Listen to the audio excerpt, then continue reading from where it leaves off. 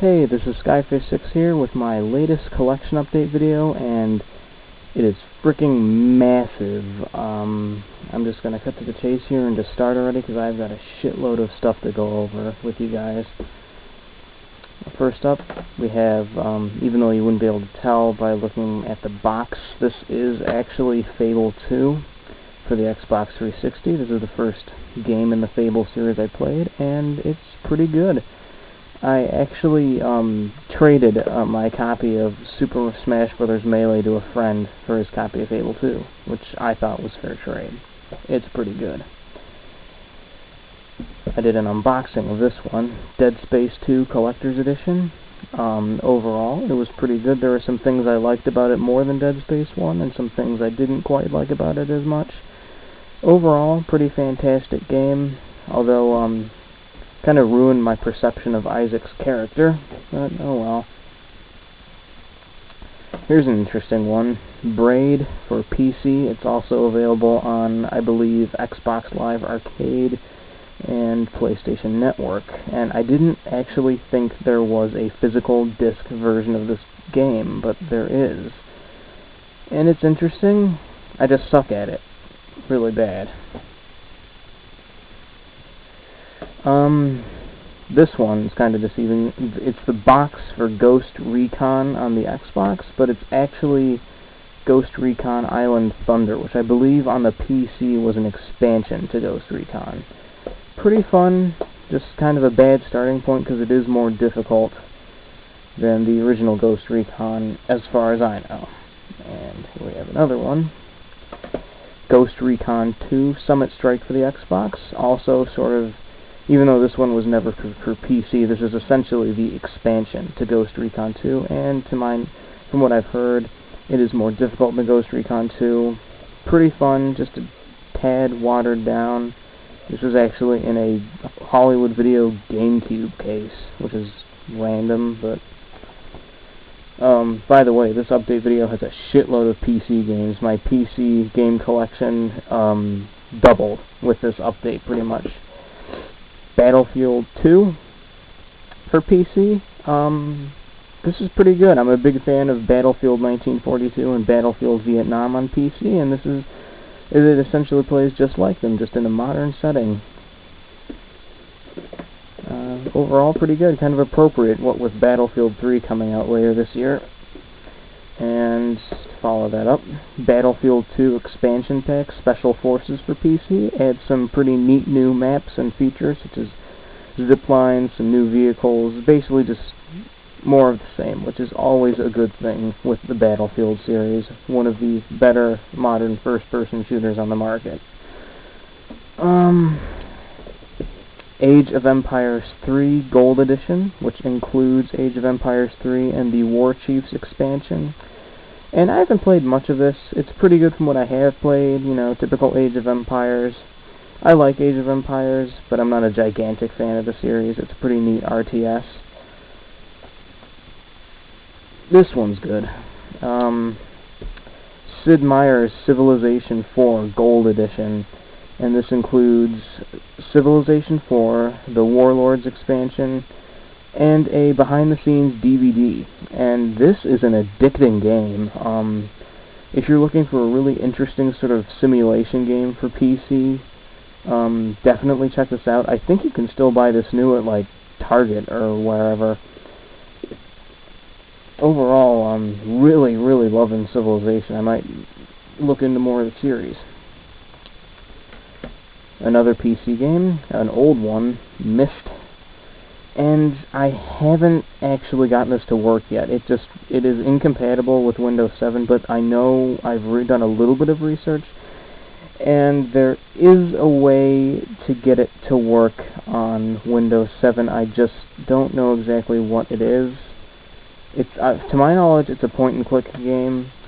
I was interested in it because supposedly, like, it was part of the inspiration behind the TV show Lost, and that show was awesome. Dead or Alive 3 for the Xbox. Pretty interesting fighting game, kind of wonky controls, but, you know, it's neat. I might look into the rest of the series, but nothing spectacular. Yet another PC game, which I believe is also on Xbox 360. Frontlines Fuel of War. This is an interesting one. I don't think it did very well in terms of reviews, but it's actually, to me, it feels like a slightly better version of Call of Duty in terms of the campaign. The only problem is the system, well, they're not super high, but they're kind of high for my computer. I have a low-end computer, so this is pretty laggy. But when I do play it, I definitely enjoy myself. Worth picking up. If you're not really a PC gamer, you should check out the Xbox 360 version if you haven't already. It's kind of an underrated gem, in my opinion. Tom Clancy's Splinter Cell for Xbox, and this is pretty good. I actually intend to get into the rest of this series. It's difficult, though. I definitely suck at this game. Very bad. But, you know, really like it. The gameplay is, you know, pretty smooth. Damn, lots of crap here. How much time? Black and White for PC. And this is actually another game from Lionhead Studios, the people behind the Fable series. And it is a god game in the most literal sense possible. You actually play as a god, and it is the most surreal, bizarre game I've ever played. But I really like it. It's unlike anything I've ever played before. It's very strange. It works completely on Windows 7, so, you know, if you have a computer, check it out. It's worth it, I promise. It's very strange, but, you know, I don't know. I like it. I don't know what to make of it, but I really like it. Oh, here we have a fantastic, fantastic game. This is The Witcher, the Enhanced Edition for PC, and this is by far my favorite RPG of all time. It's a shame that it's PC only.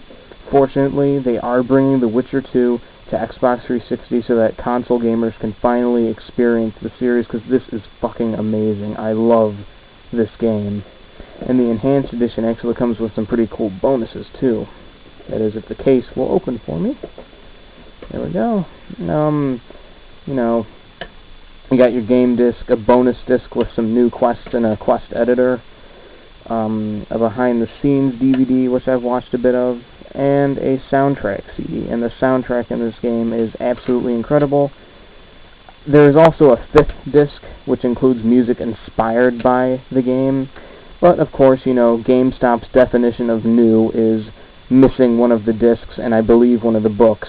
I think this was supposed to come with the original short story about The Witcher, but it only came with the installation pamphlet and the game strategy guide.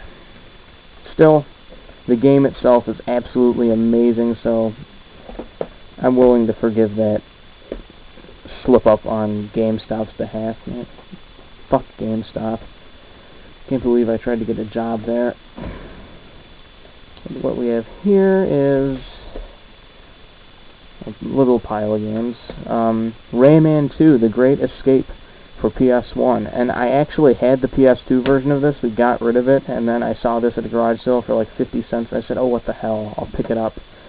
I have to pick up a PS1 memory card, though, because my current memory card has no space. So, this is a game I am willing to put on the back burner, though. Still.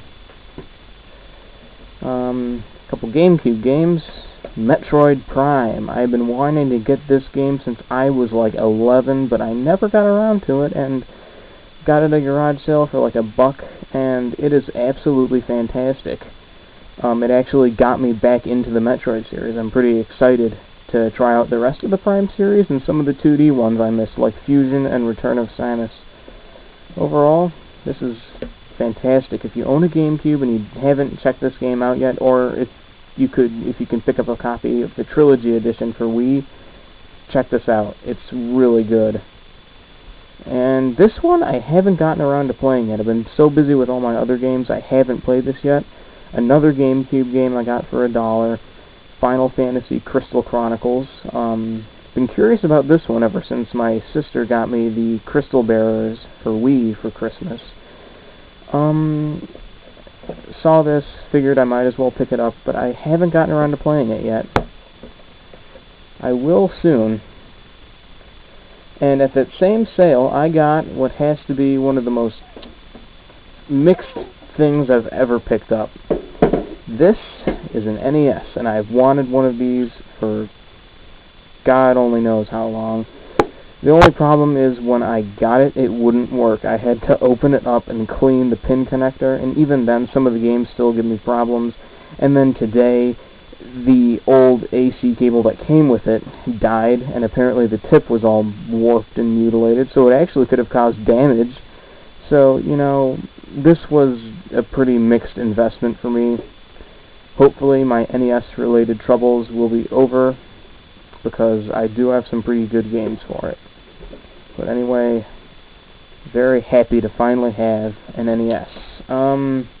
Crap. Gotta reach all the way over here and get this pile of stuff. This came with the NES. It is a triple pack that includes Super Mario Bros., Duck Hunt, and World Class Track Meet. I only kept this because it had Super Mario Bros. On it, and you know, you gotta love Super Mario Bros., even though I own that game like 50 times over. It came with 4 other games, but none of them were really anything spectacular. I just traded them into James Games, and picked up a few games that I wanted more. And this, the World Class Track Meet, the NES came with a little something else, too.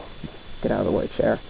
Came with a power pad, and it smells funny, and there are really conspicuous yellow stains on it. This thing is so old and filthy, I don't want to use it. It's probably cat piss or something, but it's a cool item to have. I was actually going to trade it into my local game store, James Games, but apparently they are absolutely overloaded with these things, so oh well, makes a neat collectible. Oh, and on top of that, before getting this with the NES, I had 2 other NES games that my grandmother gave me from when her NES still worked. She just gave to hang on to me in case I ever did get one, which is good. 2 games here. Donkey Kong Classics, which has Donkey Kong and Donkey Kong Jr. This is a fun little thing to pop in and play if I'm in the mood for like a really quick game. Yeah, that's about all there needs to be said about that. And Kid Icarus. God damn it, I love this game, but it is hard as fuck. It is the most unforgiving game made by Nintendo themselves that I have ever played. The difficulty level is horrifying. Yeah, it's fantastic though. And I am definitely, when I get a 3DS, I'm picking the new one up. I might also pick up the old Game Boy one they made of Myths and Monsters. Just a few more games left to muddle through here. One last PC game. The Elder Scrolls 4 Oblivion, the 5th Anniversary Edition. And I am hooked on this game. I don't think it's quite as good as The Witcher, but it's pretty close. This has Oblivion, the Knights of the Nine expansion, the Shivering Isles expansion, a making of DVD, and a map of both Cyrodiil and the Shivering Isles. And it comes in a slipcover, and it comes in a very nice steelbook case. See?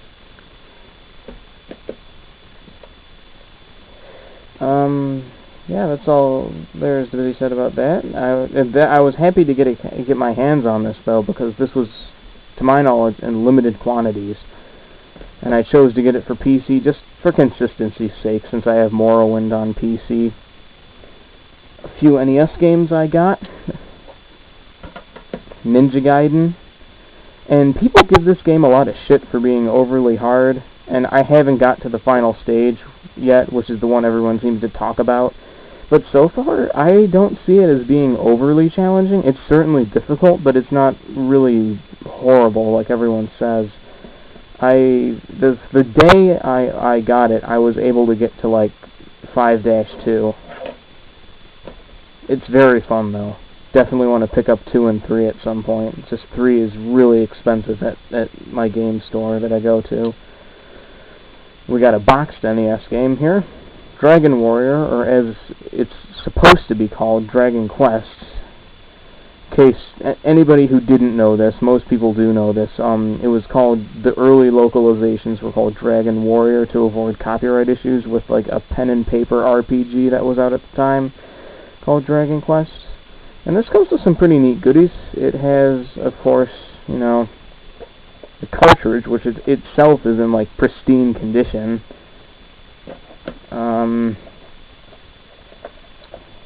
The instruction booklet. And a little guide, or as it puts it on the cover, an explorer's handbook. And it's neat. I haven't had to resort to it too much. It's a pretty simplistic RPG. But, you know, this is just neat to have. It was really cheap for a full, complete boxed NES game. Apparently, Dragon Warrior 1, or Dragon Quest 1, is really common, and then they get progressively rarer. Like, the guy at the store told me that 3 and 4 go for upwards of 100 each, boxed. So, that's kind of neat to have. I got that for like $8, and it's really entertaining, too. I like it a lot. One last NES game. Contra. And this is very challenging. I love this game, and it really, for just the cartridge, it was kind of expensive, but I had to have it. You know, I'm sick of waiting for it to come out on the Virtual Console, but, you know, this is one of the main reasons I've wanted an NES for so long, and I finally have it. Worth the wait, very challenging, very fun.